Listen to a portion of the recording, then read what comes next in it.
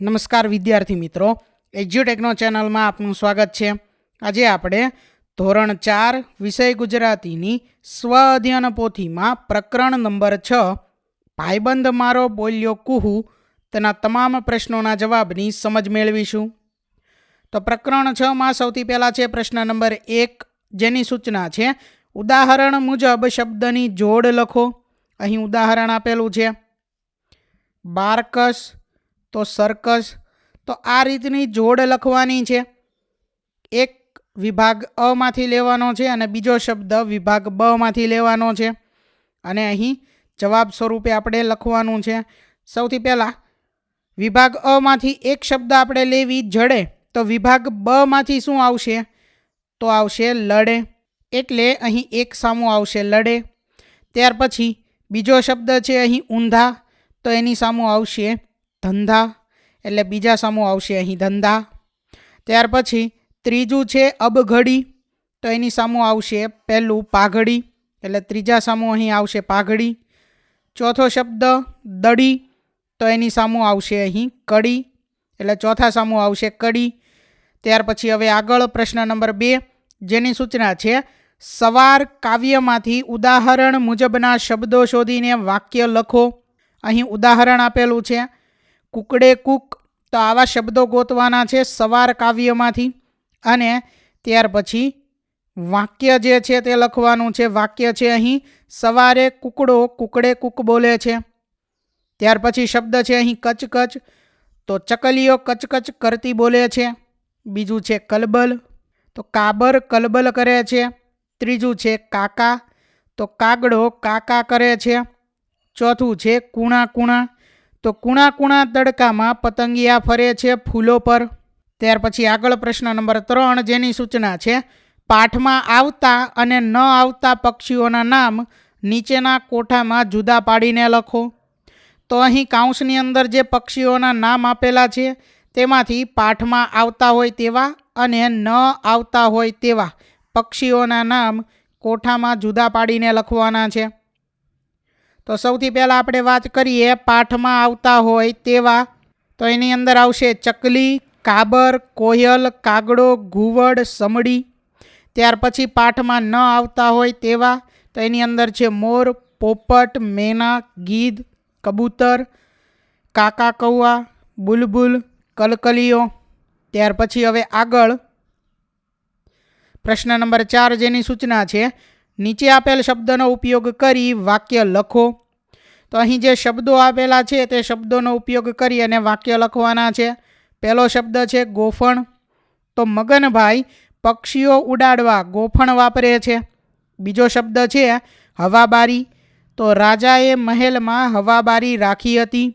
ત્રીજો શબ્દ છે દરવાજો, તો ગામમાં પ્રવેશતા જ મોટો દરવાજો આવે છે. ચોથો શબ્દ છે જાનવર, તો જાનવરો ખેડૂતના મિત્રો છે. ત્યાર પછી આગળ પ્રશ્ન નંબર 5, જેની સૂચના છે નીચે આપેલા વાક્યોમાં ભૂલ જણાય તો સુધારીને લખો. પહેલું વાક્ય છે કે આખી શાળામાં અમારી વર્ગ બહુ વિચિત્ર હતી. તો અહીં આપણે લખી શકીએ વાક્યને કે આખી શાળામાં અમારો વર્ગ બહુ વિચિત્ર હતો. બરાબર, અહીં વર્ગ શબ્દ છે તો વિચિત્ર હતી તે નહીં આવે, વિચિત્ર હતો તે આવશે. ત્યાર પછી બીજું બોધરાજની સાથે ગોફણ હતો, તો બોધરાજની સાથે ગોફણ હતી.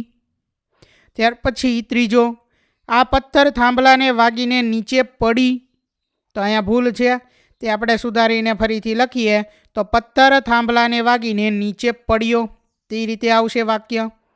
ચોથું વાક્ય અમારો શ્વાસ થંભી ગયો, તો આ વાક્યની અંદર અમારી શબ્દ ન આવે. બરાબર, તો વાક્ય ફરીથી લખીએ તો આ મુજબ આવે કે અમારો શ્વાસ થંભી ગયો.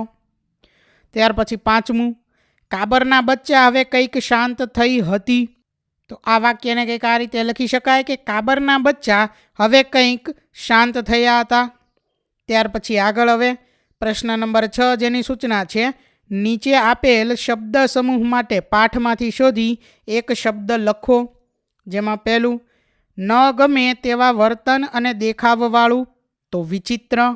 બીજું આર પાર જવું, તો ભેદવું. ત્રીજું ફેદી નાખવું, તો ચૂથવું.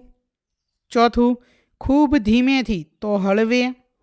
પાંચમું, નવી જાતનું તો અવનવું. ત્યાર પછી હવે આગળ જોઈએ પ્રશ્ન નંબર 7, જેની સૂચના છે કોઈ એક પક્ષીનું નામ લખી તેના અવાજ, ખોરાક, રહેઠાણ, રંગ કે વિશેષતા જણાવો. તો વિદ્યાર્થી મિત્રો, આ પ્રશ્નનો જવાબ તમે તમારી જાતે પણ લખી શકો છો. તમારે કોઈ એક પક્ષીનું નામ લખી તેના અવાજ, ખોરાક, રહેઠાણ, રંગ કે વિશેષતા વિશે લખવાનું છે. અહીં જવાબમાં લખેલું છે કે મોર આપણું રાષ્ટ્રીય પક્ષી છે. તેના અવાજને ટહુકો કહે છે. તે વાડી વિસ્તારમાં ઝાડમાં રહે છે. મોરનો રંગ વાદળી જેવો હોય છે. પીંછા રંગબેરંગી અને સુંદર હોય છે. તેનો ખોરાક અનાજના દાણા, જીવજંતુઓ, નાના સાપ, ગરોળી, નાના કાચિંડા ખાય છે. વરસાદ સમયે તે ટહુકા કરે છે. તો આ મુજબ તમે જે કોઈ પક્ષીનું નામ લખો તેના વિશે માહિતી આ લખવાની છે.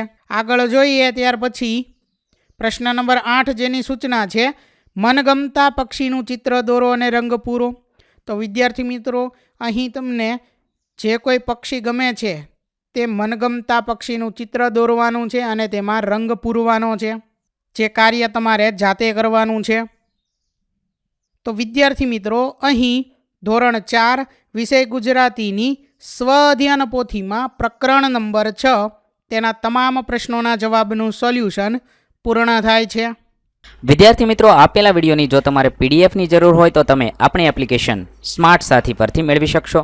વિદ્યાર્થી મિત્રો, આપણી એપ્લિકેશન સ્માર્ટ સાથી પ્લે સ્ટોરમાં આવી ગઈ છે, જેની અંદર તમે બધા વિભાગ જોઈ શકો છો. તેની અંદર વિવિધ ધોરણ છે. ધોરણ ઉપર ક્લિક કરતાં વિવિધ વિષય ખુલશે. વિષય ઉપર ક્લિક કરતાં તેની અંદર આવતા પાઠ ખુલશે. તેની અંદરથી તમે પાઠ્યપુસ્તક પણ ડાઉનલોડ કરી શકો છો. તેની અંદર આપેલા પાઠમાં ક્લિક કરતાં તમે પાઠની પીડીએફ, સ્વાધ્યાયની પીડીએફ, સ્વાધ્યાયન પોથીની પીડીએફ, પાઠના વિવિધ વિડીયોઝ, સ્વાધ્યાયના વિડીયોઝ, સ્વાધ્યાયન પોથીના વિડીયોઝ બધું જોઈ શકો છો અને ડાઉનલોડ પણ માત્ર એક ક્લિકમાં કરી શકો છો. વિદ્યાર્થી મિત્રો, આપણી એપને સપોર્ટ કરજો, ડાઉનલોડ કરજો. થેન્ક યુ દોસ્તો. એજ્યુકટેકનો ચેનલ તરફથી વિડીયો નિહાળવા બદલ આપનો આભાર. આવા બીજા વિડીયોઝ નિહાળવા માટે અમારી યુટ્યુબ ચેનલ એજ્યુકટેકનો અત્યારે જ સબસ્ક્રાઇબ કરો. આભાર દોસ્તો.